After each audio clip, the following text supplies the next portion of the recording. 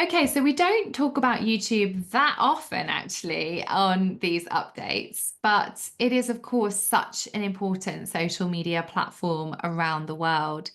The CEO of YouTube has recently been speaking at a number of different conferences and has revealed the focuses for 2025 for the app. And they might surprise you quite a lot, actually. YouTube will always be the epicenter of culture. This is what CEO Neal Mohan has recently announced. And he says it's more than just a platform, it's the epicenter of culture. It's where they're committed to fostering a vibrant community where everyone has a voice. So I don't disagree with that. I think YouTube has been a really important social media platform over the years. It continues to be so. The next point, YouTubers are becoming the startups of Hollywood. So they said, we're committed to meeting creators where they are the tools. So where they are with tools and features that power their businesses and communities, will continue to support their growth through more traditional revenue streams like ads, while introducing new ways for creators to partner with brands to bring their products to life. So every single social media platform is making a play for the creators and wants to be known as the platform for creators. But YouTube seems to have held the crown for so long. It's generally the place where YouTube creators can make the most ad revenue. So having adverts on their videos is how they make their revenue streams. And we've, of course, seen some absolute mega businesses be created, for example, Mr. Beast, from YouTube alone. The third point, YouTube is the new television. So viewers are watching on average over 1 billion hours of YouTube content on TVs daily. And TV is now the primary device for YouTube watching in the US. So I think that's really fascinating, the fact that smart TVs, which have the YouTube app, are actually getting where YouTube gets the most views. And in the US, for more and more people, watching TV means watching YouTube, Mohan wrote.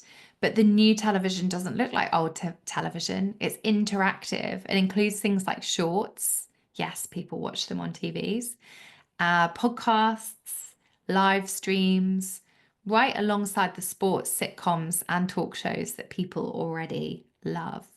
So I was doing some podcast research at the end of last year and found that, one of the number one things you can do if you've got a podcast is actually record it and put it on YouTube, because that's generally where you will get your most listens.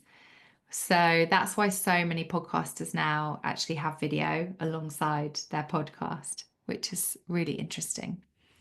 And then finally, AI will make it easier to create and enhance the YouTube experience for everyone.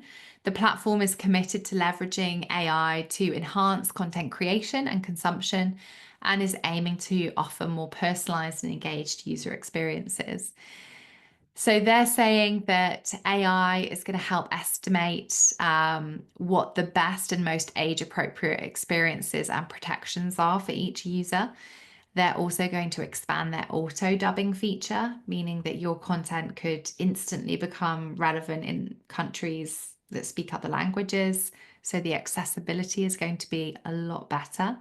They're also looking to enable video thumbnail creation via AI, which I'm pretty excited about.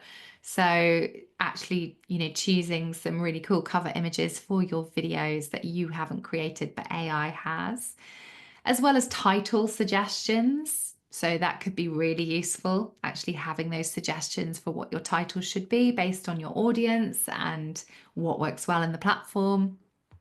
And also AI generated audio in other languages as well. So it sounds like they're certainly committed to developing YouTube to lean into emerging usage behaviors, to make content more accessible globally, and also to align with the creative AI shift as well.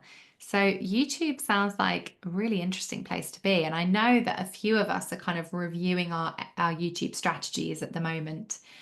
So if you do have a YouTube channel, then I do think it's a really good time to be analyzing what is working at the moment and whether you need to have a bit of a refresh and come up with a better better strategy to engage your audiences in 2025.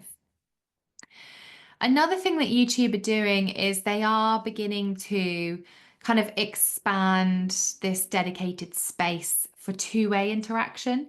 This is called community or communities, where you can basically have discussions on your YouTube channel.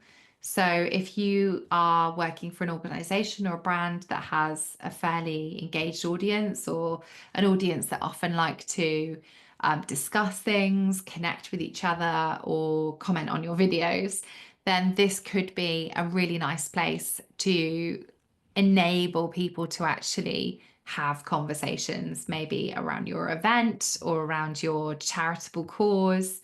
So this is called community, and creators and viewers can start and join conversations, share updates, and build relationships. This is only on mobile. And this is something that they are testing and expanding to people. So it might not be quite available for you yet, but definitely something to consider as part of that YouTube strategy. So here's how it looks. Here is a tech and lifestyle content creator called Jayhawk. And you can see right at the top, it says Discover Jayhawk's new community, which is in beta. You can only do this at the moment if you're a creator, and you have to have an invitation to do this. So it's not something that is currently available for brands, but as with most things, test with the creators first and then roll it out to a more general audience.